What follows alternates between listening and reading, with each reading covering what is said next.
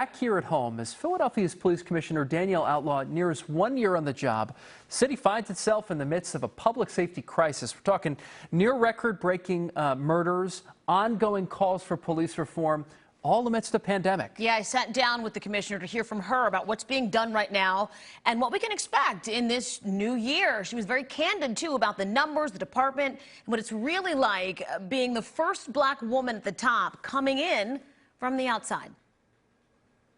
Quite honestly, I didn't feel like an outsider when I got here. I was treated like an outsider. And yeah, I'm still treated like an outsider.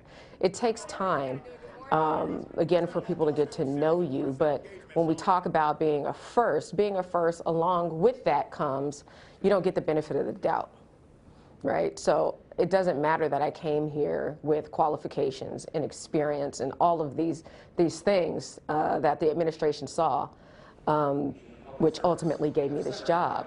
I have to walk in the door even before I get here having to prove some more. For her part, Outlaw says she's staying focused on policing and keeping the city safe. But the pandemic has become an added layer in what has been an unprecedented year for law enforcement. Not just here, but around the country. 2020 was one of Philadelphia's most violent and deadly years in decades. I feel like the numbers aren't helping you out here. The numbers for sure aren't helping me out, but they're not helping anyone out. And I would really, really, really be even more concerned if it was specific to Philadelphia. There are so many other cities, major, mid-sized, smaller cities, that are experiencing the same thing. And that tells me that there's a commonality, there's a common theme there, right? And it's this pandemic.